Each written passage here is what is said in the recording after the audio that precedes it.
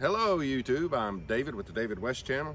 Today I want to show you how I make my bow and string it up. This is my sort of permanent bow. You can make them disposable. You can get any old stick out of the woods and do a quick wrap around each end and it'll work.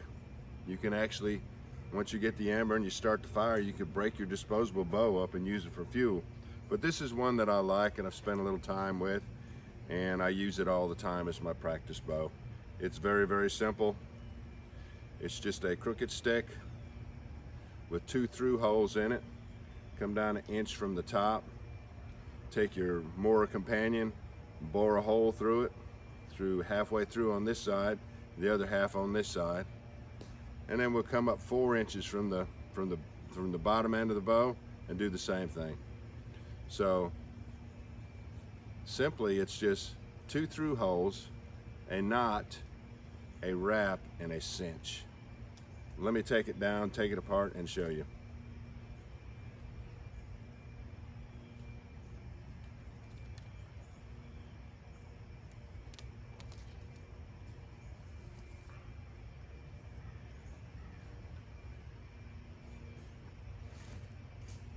Just a slight bend in it. And of course, we're going to start threading it through the back side of the bow so that the knot will catch right there.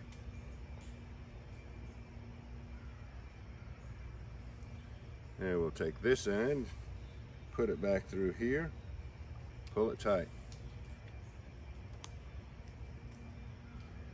And from here, I like to put my thumb down as a benchmark and then pull out about 1 inch.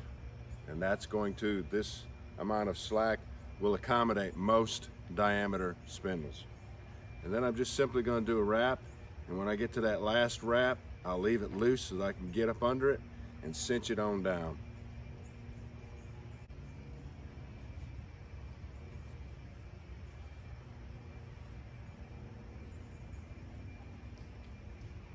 Now this is about long enough, about 6 or 8 inches left over, and I'll wrap it around my thumb to make a loop. Now my index finger is holding everything tight, holding this coil tight, while I take this end and put it down through the loop and then go ahead and cinch it down. That's it. Very, very simple. That's what I use. Here's the Sourwood spindle and fireboard that we made the other day out in the woods. Fat wood bearing block.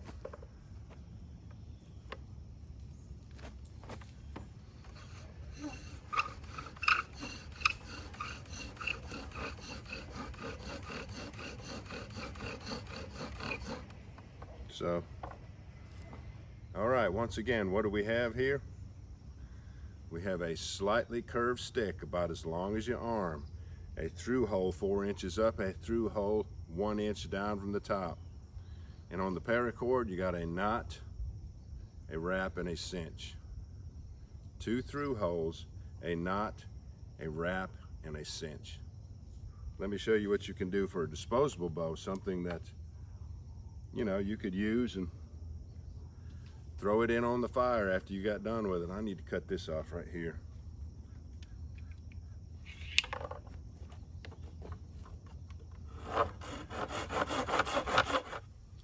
All right, I cleaned it up, took off all the little branches and the little knots on it, cleaned up both ends, because this is going to be one of our permanent bows that we're going to keep.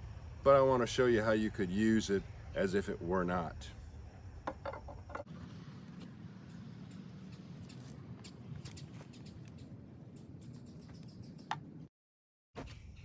All you have to do is to wrap it twice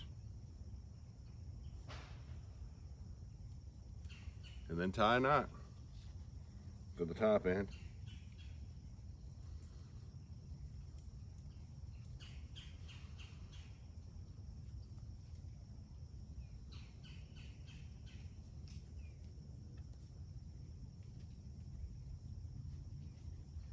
And although it looks like it's going to be pulling loose, it will not pull loose.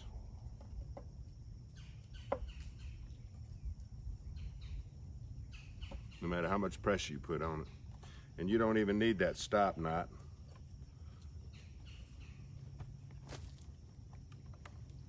And then you'll come down to the bottom side, come up about 4 inches. I gotta get closer.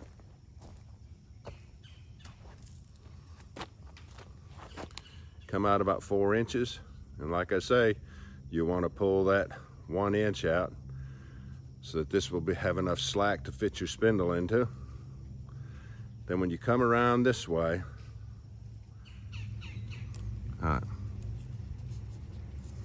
so here we are with our slack for the spindle. And you'll come around here, lap over this side, and just keep going, good and tight.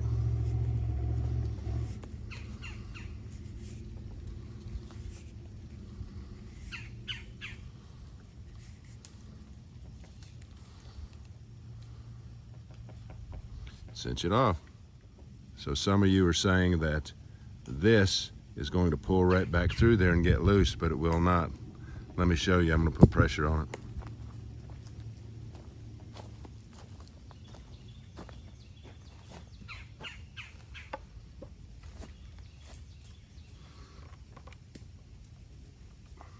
It's not going to pull through.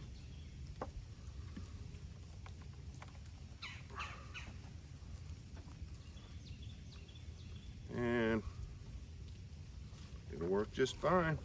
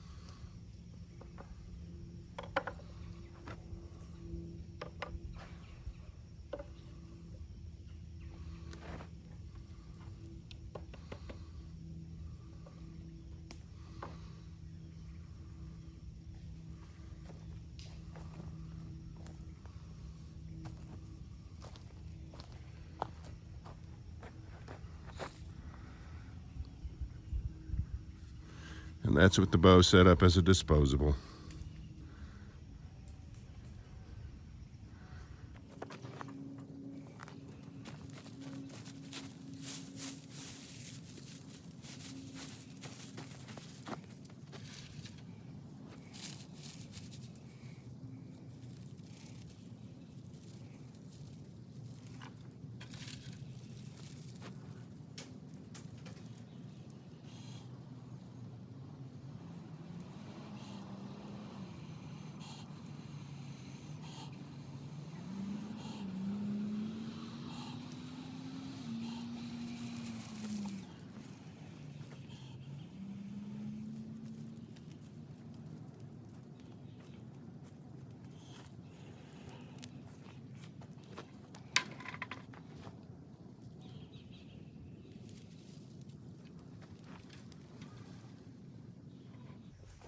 All right. Now, there's other ways you could attach this at the top. You'll always want to attach it like this at the bottom. You see how this never moved, that wrap?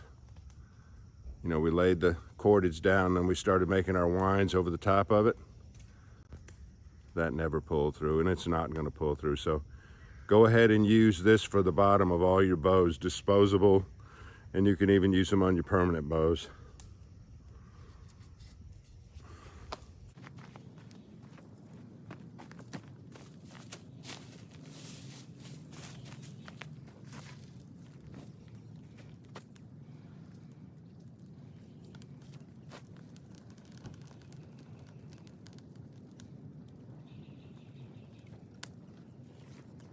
All right.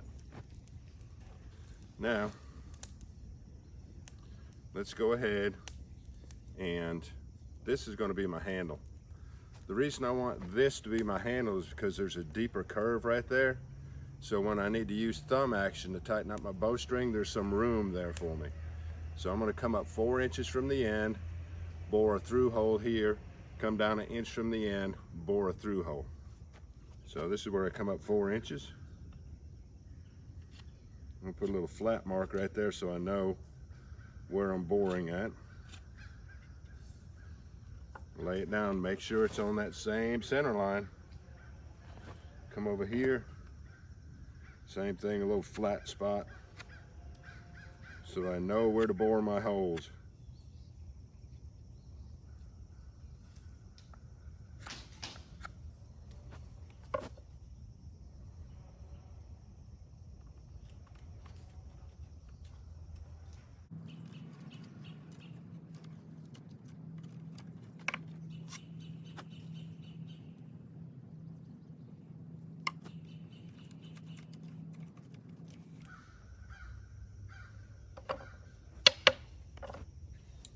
All right, I make a 3/16 hole for paracord, and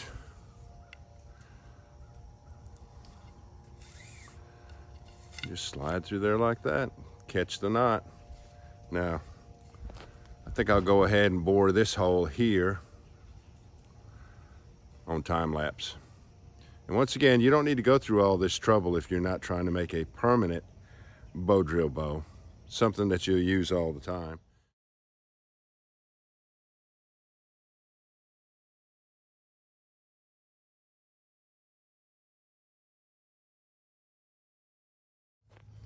All right, there's the top, 1 inch down. Here's the bottom that we just bored out in time lapse. And let me show you how to string it up again.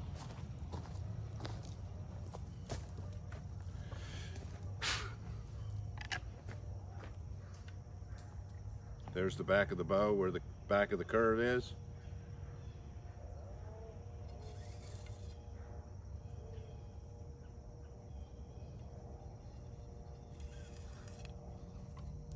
Gonna pull it tight, and then pull out about 1 inch. Wrap up all the excess on the handle part.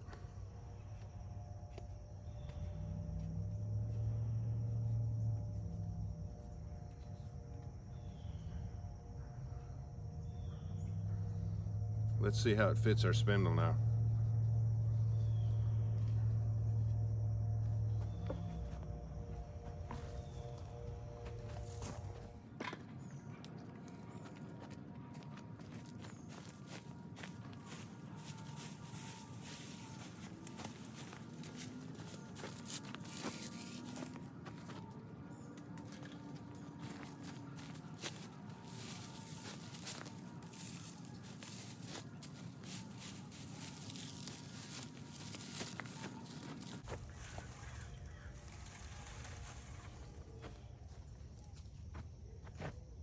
Fits our spindle beautifully.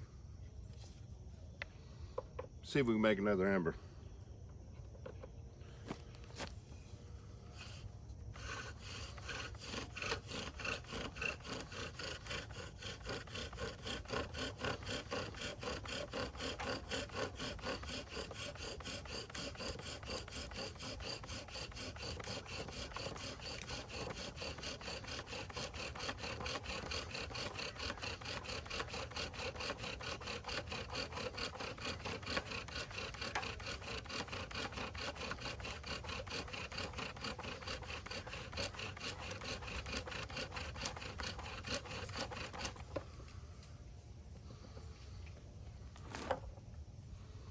Well, that Sourwood set's doing a good job. Did you see the video where we made it? We made the whole video out in the woods, freshly found materials. I'll put the link right here.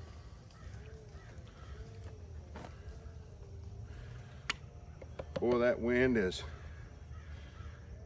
using it up. Let's try to block off the wind some.